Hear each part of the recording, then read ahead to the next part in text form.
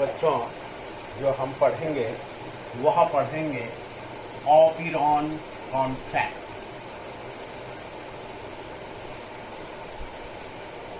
ऑपिरॉन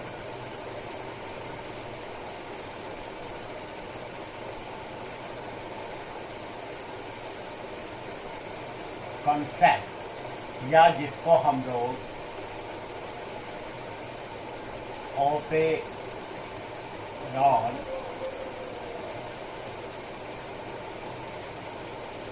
संकल्पना भी कहते हैं।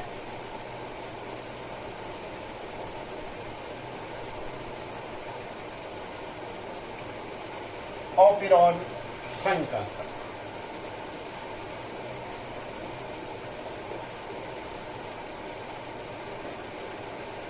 ऑपिरॉन संकल्पना क्या होती है, पहले इसे ऐसे समझेंगे कि तुम लोगों को मैंने बताया था कि जो कोशिकाएं होती हैं उन कोशिकाओं में डीएनए आनुवंशिक पदार्थ के रूप में रहता है और इस डीएनए से ट्रांसक्रिप्शन के द्वारा जो ट्रांसक्रिप्शन होता है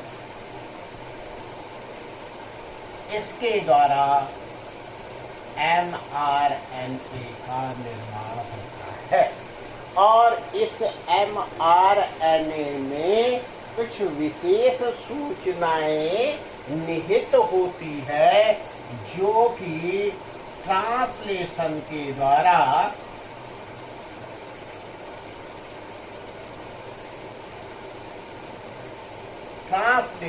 द्वारा प्रोटीन के रूप में,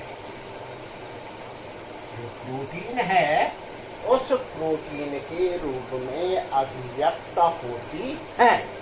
अब देखो, क्योंकि तुम जानते हो कि कोई अगर यह डीएनए है, इस डीएनए के भीतर कई प्रकार के जीन उपस्थित हो सकते हैं और तुम्हें ये भी मालूम है कि ये जो जीन होते हैं वो डीएनए के ऐसे खंड होते हैं जिनमें कि कोई विशेष सूचनाएं निहित होती हैं, तो उनको हम क्या कहते हैं, जीन कहते हैं। और इन्हीं जीन की जो सूचनाएं हैं वह कहाँ पहुँचती हैं, mRNA में पहुँचती हैं और फिर ट्रांसलेशन के द्वारा वह प्रोटीन के रूप में, एंजाइम के रूप में, सेल ऑर्गेनिलिटी के रूप में, यानी विभिन्न रूपों में अभिव्यक्त हो सकती है। अब देखो, कोई भी कोशिका है उसके डीएनए में कई प्रकार के जो जीन है वो जीन मौजूद हो सकते हैं। अब ऐसा नहीं है कि विशेष समय में जो है ये सारे के सारे जीन, यानी कोई भी अगर हमारे पास टाइम है तो उस समय ये सारे के सारे जीन जो है ये एक्टिव नहीं रहते हैं, क्रियाशील नहीं रहते हैं, अपितु यह किसी विशेष समय पर एक्टिव होते हैं। यानी जब विशेष समय होगा उसी समय ये जो क्या है, जीन है, ये जीन सक्रिय होंगे। अब ये सक्रिय होने का इस प्रकार से क्या होगा, जो समय है वो निश्चित होगा या विशिष्ट होगा। अब देखो, ये जो है इस प्रकार से जब इस विशिष्ट समय पर क्या होगा कि कोई जीन जो है उसका ट्रांसक्रिप्शन होगा, mRNA बनेगा और फिर क्या होगी, ट्रांसलेशन की क्रिया होगी। अब देखो, यहाँ पर क्या होता है कि विशेष समय में विशेष जीन ही सक्रिय हो, विशेष जीन ही क्या हो, सक्रिय हो। उसके सक्रियण के लिए भी यहाँ पर जीनों का एक समूह पाया जाता है और उस समूह का काम होता है कि वह विशेष समय पे किसी पार्टिकुलर जीन को एक्टिव करें और उसके एक्टिव होने के बाद ट्रांसक्रिप्शन की क्रिया हो और ट्रांसलेशन की क्रिया जो है वह प्रारंभ हो जाए। तो इस प्रकार से तुम समझोगे कि यानी कि जो ये क्रिया हो रही है, इस क्रिया पर भी क्या होता है, जीनों के द्वारा ही कंट्रोल किया जाता है। और वही जो कंट्रोल करने वाला क्या है, जो सिस्टम है, वह ओपिरोन सिस्टम होता है। अब इस ओपिरोन सिस्टम के अंतर्गत अगर हम देखेंगे तो इसमें जो जीन निहित होती हैं इसमें जो जैकब और मोनार्ड नामक वैज्ञानिक थे, इन जैकब और मोनार्ड नामक वैज्ञानिकों ने 1961 में ई कोलाई नामक बैक्टीरिया पर अपने प्रयोगों को किया और ये बताया कि जो प्रोटीन सिंथेसिस है, इस प्रोटीन सिंथेसिस में विशिष्ट जीन जो है वह ऑपरेटर, प्रोमोटर, स्ट्रक्चरल जीन आदि का एक ग्रुप होता है। और यह जो है प्रोटीन सिंथेसिस में विशेष प्रकार के केमिकल रिएक्शन को प्रेरित करता है, जिससे एंजाइम नियंत्रित होते हैं और उन एंजाइमों के नियंत्रित होने से आगे की क्रिया बढ़ती है। तो इस प्रकार से ये जो विशेष जीनों का समूह है, इसी को हम लोग ओपेरोन कहते हैं। अगर हम किसी एक ओपेरोन की बात करते हैं तो इस ओपेरोन में क्या होगा, अगर ओपेरोन, एक बात तुम समझ लोगे कि ये ओपेरोन क्या है, ये जीनों का समूह है। ऐसा नहीं है कि कॉन्सेप्ट जो है किसी ओपेरोन नामक वैज्ञानिक ने दी हो तो तुम सोचो कि यह ओपेरोन नामक किसी वैज्ञानिक की कॉन्सेप्ट है, बल्कि यह ओपेरोन जो जीनों का समूह होता है, जो कि किसी विशेष जीन को विशिष्ट समय में सक्रिय करने के लिए उत्तरदायी होते हैं, वह समूह ओपेरोन कहलाता है। अब इस ओपेरोन में मुख्य रूप से क्या होते हैं, दो प्रकार के जीन होते हैं। कौन कौन से, एक तो स्ट्रक्चरल जीन,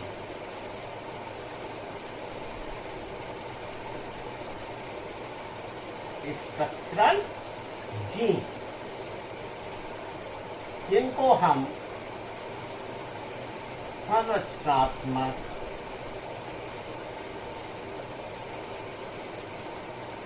जीन भी कहते हैं। संरचनात्मक जीन जिन्होंने किसी संरचना को उत्पन्न करना है, अर्थात ये वे जीन हैं जो किसी विशेष प्रोटीन के निर्माण के लिए mRNA को जो है ट्रांसक्राइब्ड करते हैं, वह स्ट्रक्चरल जीन होते हैं। और दूसरा जो है वो कंट्रोल जीन का समूह होता है, कंट्रोल जीन या नियंत्रक। ये नियंत्रक जीन, इनकी मुख्य भूमिका होती है इस स्ट्रक्चरल जीन के को एक्टिव करने में, इसकी मुख्य भूमिका होती है। और इसके भीतर भी हमारे पास तीन प्रकार के जीन आते हैं। कौन कौन से तीन प्रकार के जीन आते हैं, इनमें पहला जो है वह है रेगुलेटर जीन।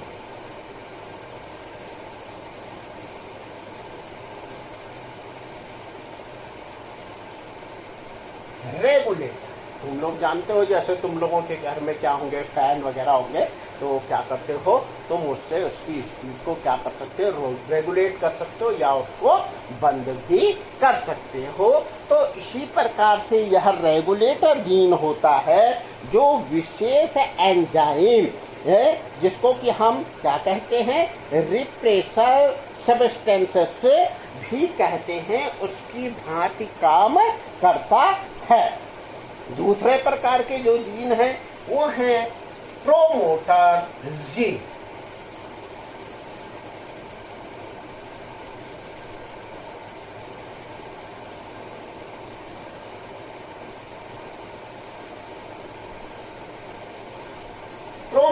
प्रोमोट करना, किसी चीज को आगे बढ़ाना, जो क्रिया आगे बढ़ेगी यानी कि जो प्रारंभन होगा वह इस प्रोमोटर जीन की सहायता से ही होगा। यानी कि जो आरएनए पॉलीमरेज है जिसने कि ट्रांसक्रिप्शन को प्रारंभ करने के लिए जुड़ना है, वह इसी ही साइट पर आकर के, यहाँ की क्या है, प्रोमोटर है साइट है, जहाँ प्रोमोटर जीन है वहां पर आकर के जुड़ता है। यानी कि डीएनए का वह भाग जहाँ की क्या होगा, आरएनए पॉलीमरेज के द्वारा स्ट्रक्चरल जीन का अनुलेखन प्रारंभ होगा, इस स्ट्रक्चरल जीन का, तो उसको प्रारंभन प्रोमोटर से।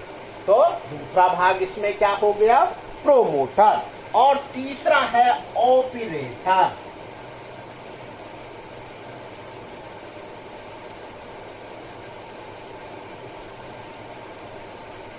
ऑपरेटर यानी कि ये जो ऑपरेटर है, इस ऑपरेटर के द्वारा जो ट्रांसक्रिप्शन है इस स्ट्रक्चर जीन का, उसको कंट्रोल होगा। तो इस प्रकार से तुम लोग समझ रहे होंगे कि जो ओपिरोन की कॉन्सेप्ट है, यानी कि जो क्या है, जो ट्रांसक्रिप्शन और ट्रांसलेशन का जो नियंत्रण होना है वह इस ओपिरोन के द्वारा किस प्रकार से होना है।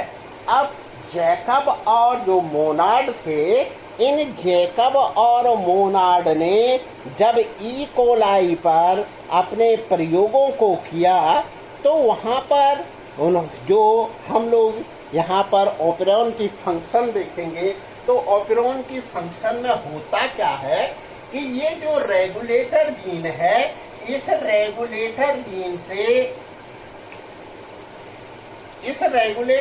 से जो है रिप्रेसर,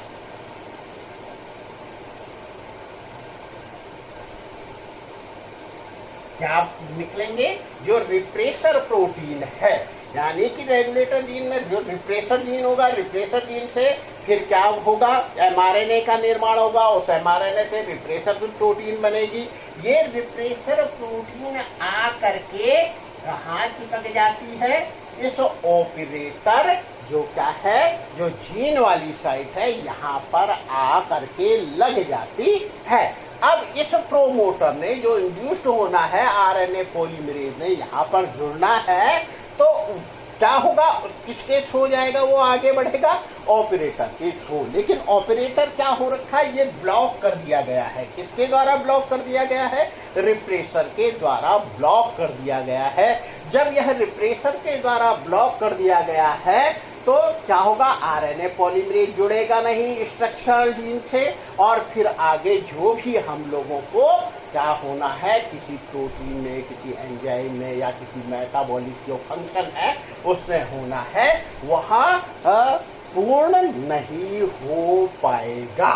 तो इस प्रकार से क्या हो सकता है कि ये जो क्या हो सकती हैं, जो ओपेरॉन जो कि जो कॉन्सेप्ट है या ऑपरेन का जो मॉडल है, वह दो प्रकार का हो सकता है। यह सिस्टम दो प्रकार का हो सकता है। एक को हम कहते हैं इंड्यूसिबल,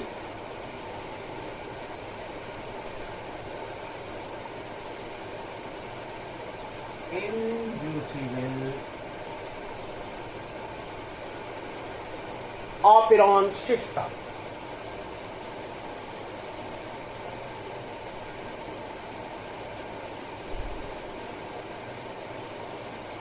और दूसरा प्रकार जो है वह है रिप्रेसिबल ऑपेरॉन सिस्टम।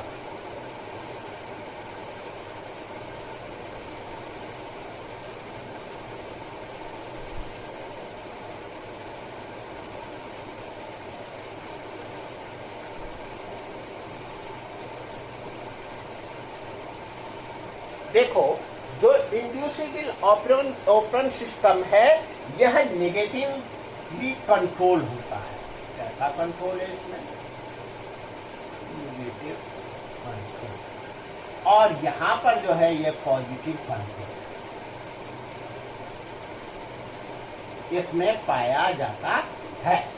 जो लैक ऑपेरॉन है, लैक ऑपेरॉन,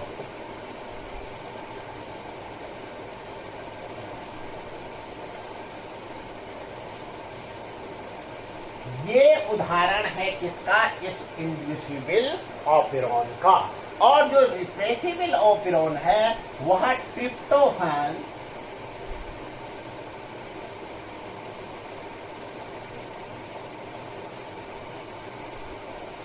जो ऑपेरॉन सिस्टम है वह क्या है? इसका उदाहरण है रिप्रेसिबल ऑपेरॉन सिस्टम का उदाहरण होता है। अब हम यहाँ पर थोड़ा सा किसको देखेंगे? जो कि हमारे पास क्या होती है, जो लैक ऑपेरॉन है, इस लैक ऑपेरॉन के मॉडल को देखेंगे। इसके लिए मैं यहाँ पर एक चित्र बना रहा हूँ और उसके माध्यम से मैं तुम लोगों को इसे समझाऊंगा। सपोज करो ये कोई डीएनए किसी कोशिका में मौजूद है। अब इसमें क्या होंगे?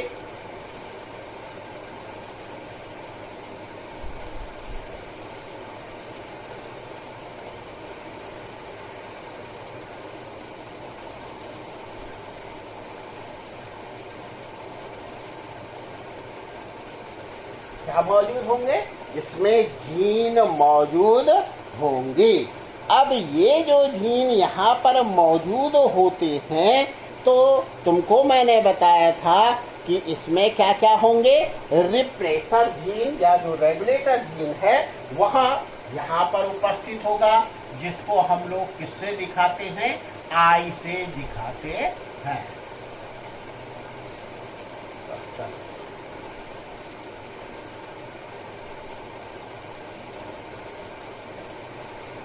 फिर उसके बाद जो है हमारे पास क्या होगा? जो प्रोमोटर है वह होगा। उसके बाद ऑपरेटर यहाँ पर मौजूद। ये क्या है? ये तीनों के तीनों मैंने तुमको बताया था किसके अंतर्गत आएंगे? नियंत्रक।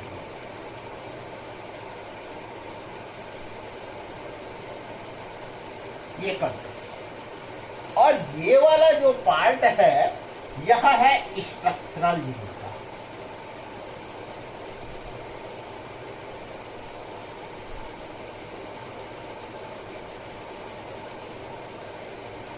स्ट्रक्चरल जीन का।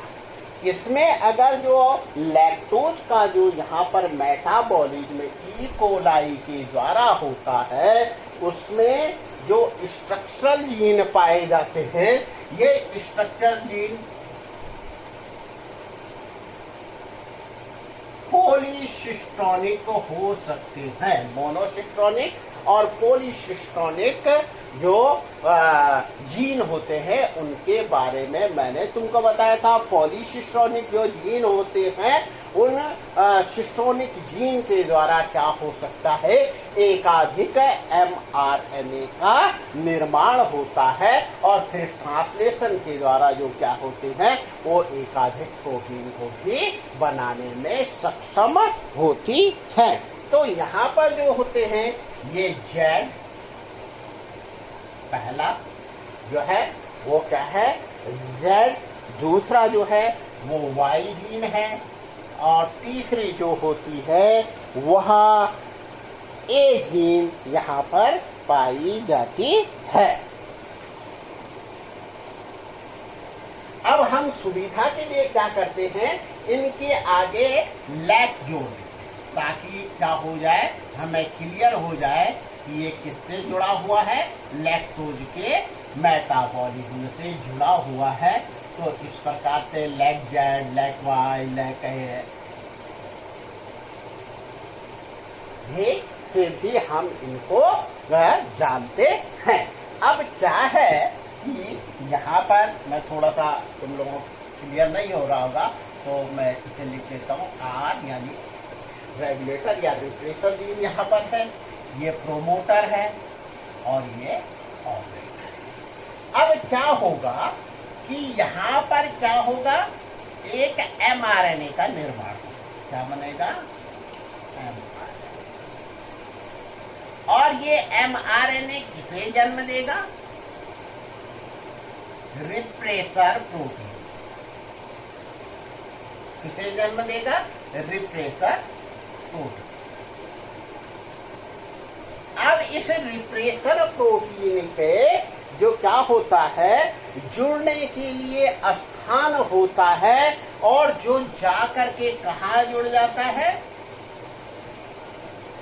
यहां जो ऑपरेटर जीन है उसके साथ जाकर के जुड़ जाता है। और जब ये इसके साथ जुड़ जाता है किस समय, जबकि जो सेल है वह सेल किसी लैक्टोज माध्यम में नहीं है, तो वहां पर ये जाकर के जुड़ जाएगा और जाकर के क्या हो जाएगा, जब ये जुड़ जाएगा तो ये इसको ब्लॉक कर देगा। इसको ब्लॉक कर देगा, ये जो प्रोमोटर है इससे जो आरएनए पॉलीमरेज यहाँ पर जुड़ना है और जाकर के फिर स्ट्रक्चरल जीन ने जाकर के अपनी क्रिया आगे को बढ़ानी है, उस क्रिया को बढ़ने से ये रिप्रेसर यानी इसका दमन कर देगी। इसका कि जो ऑपरेटिंग जो होना है, जिस ऑपरेशन में होना है, उस ऑपरेशन को यह क्या कर देगा, रोक देगा।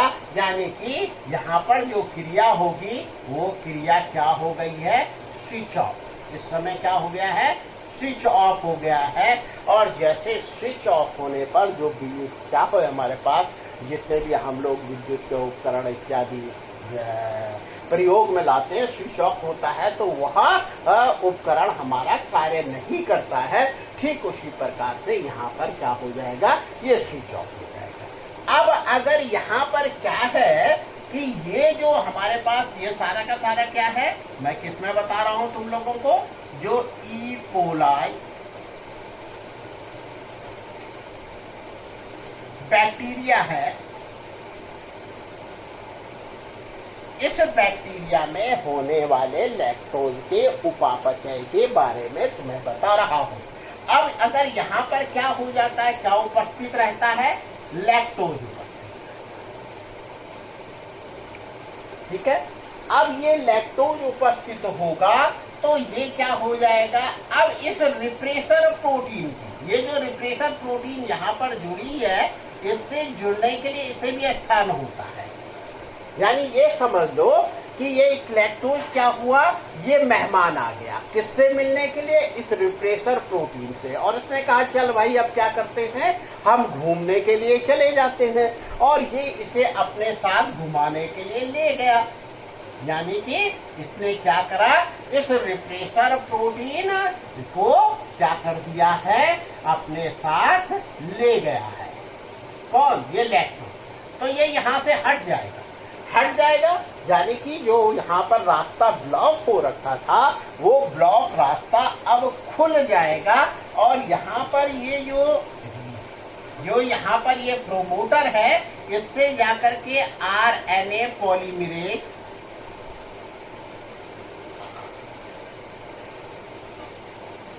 जुड़ जाए, यह आरएनए पॉलीमरेज जुड़ जाएगी। कब, जबकि ये लैक्टोज क्या कर रही है, यहाँ काम कर रही है, तब जाकर के अब ये क्या करेगा, ये आगे बढ़ जाएगा। क्योंकि इनिशिएशन या स्टार्ट जो होना है इसके लिए, जो ये स्ट्रक्चरल जीन है, इससे जो इनमें जो इंफॉर्मेशन है उनके अनुसार जिस mRNA में बनना है उसका इनिशिएशन यहाँ से स्टार्ट होना है। यहाँ से इसे क्या हो जाएगी, हरी झंडी मिलेगी तो ये आगे बढ़ जाएगा।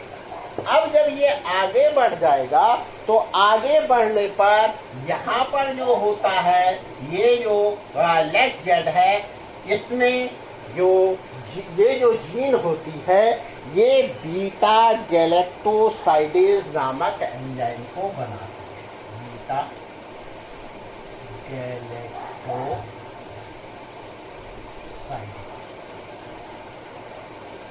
गैलेक्टोसाइड। अब ये जो वाई वाली है, हम देख लेंगे, ये जो है परमेज,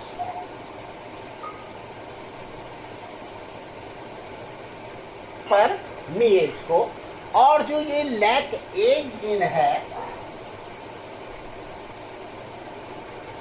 ये वाली जो जीन होती है, ये गैलेक्टोसाइड एसिटिलेज,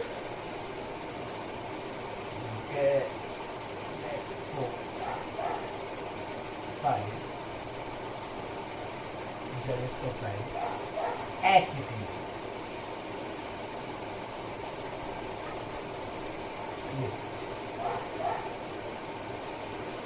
इन एंजाइमों का निर्माण करती है, जो कि लैक्टोज के मेटाबॉलिज्म में अपना योगदान देते हैं, और फिर इस प्रकार से जो लैक्टोज है उसका मेटाबॉलिज्म संपन्न हो जाता है। अब यहाँ पर निगेटिवली कंट्रोल हो रहा है, इसलिए इसको हम लोग क्या कहते हैं, निगेटिव कंट्रोल ऑपरेंट सिस्टम भी कहते हैं। और साथ ही साथ ये जो लैक्टोज है, ध्यान देंगे, ये जो लैक्टोज है ये क्या कर रही है, इसको इंड्यूस कर रही है, इंड्यूसर। ये किसका काम करता है, इंड्यूसर का काम करता है। यह किसके द्वारा इंड्यूस हो रहा है, जबकि माध्यम में जो इसका पोषक माध्यम है ई कोलाई, या हम ये कह लें कि ई कोलाई ने जहाँ से क्या करना है, भोजन प्राप्त करना है, उस माध्यम में क्या हो रहा है यह इंड्यूसर या लैक्टोज उपस्थित है, तो यह ऑपरेंट सिस्टम क्या हो जाता है, फंक्शन में आ जाता है। तो इस प्रकार से यह लैक ऑपरेंट सिस्टम होता है। अब जो रिप्रेसिबल ऑपरेंट सिस्टम है या ट्रिप्टोफान ऑपरेंट जो है, इसे हम नेक्स्ट जो वीडियो है उसमें तुम लोगों को बताएंगे। एक बार देख लो, मैं थोड़ा सा इस कैमरे को घुमा करके दिखा रहा हूँ, ये इस प्रकार से होगा।